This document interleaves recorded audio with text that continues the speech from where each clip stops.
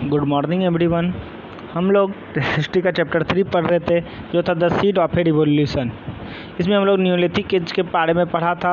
उसमें हम लोगों ने देखा था कैसे लोग हंटर गैदरर से फूड प्रोड्यूसर बने थे, कैसे उन्होंने वो इसका इन्वेंशन किए कि कैसे खेती करना है, क्यों उन्हें खेती करने का ज़रूरत पड़ा।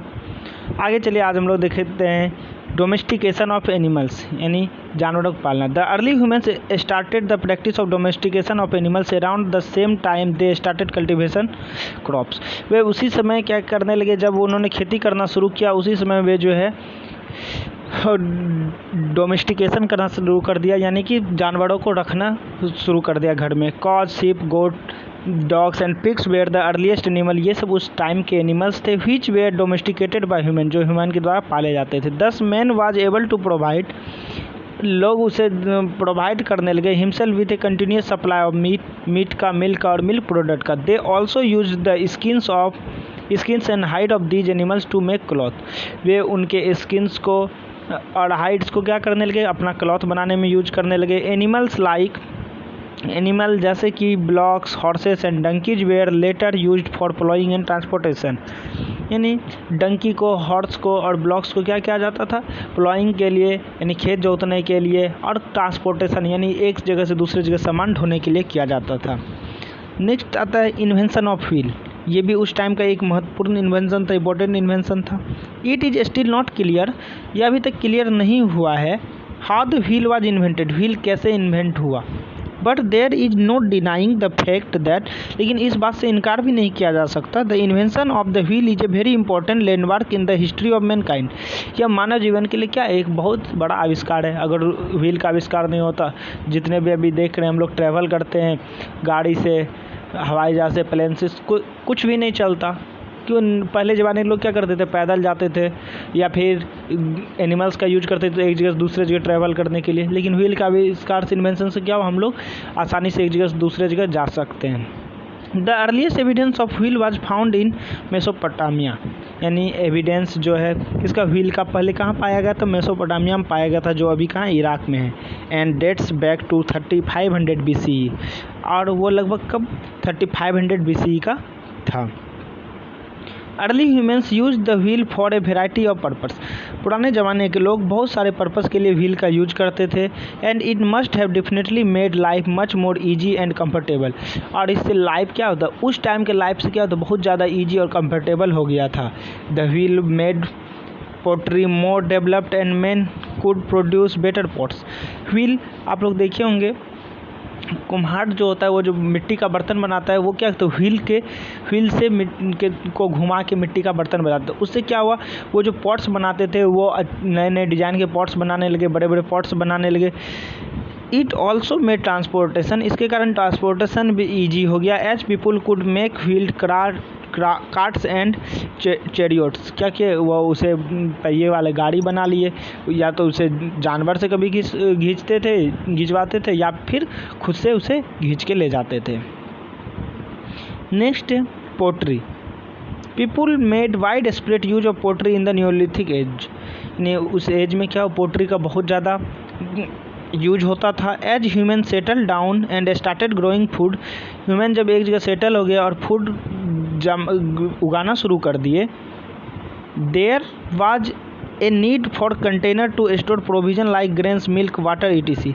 तो उसके लिए क्या एक कंटेनर का ज़रूरत होने लगा, जिससे क्या करे, ग्रेन्स, मिल्क, वाटर स्टोर कर सके। The potter wheel was there for use to make a variety of pots of different shapes and size, और क्या करने लगे, वे जो है अलग अलग साइज के पोट्स बनाने लगे। पोटर्स व्हील के थ्रू क्या अलग अलग साइज के, अलग अलग प्रकार के पोट्स बनाने लगे अलग।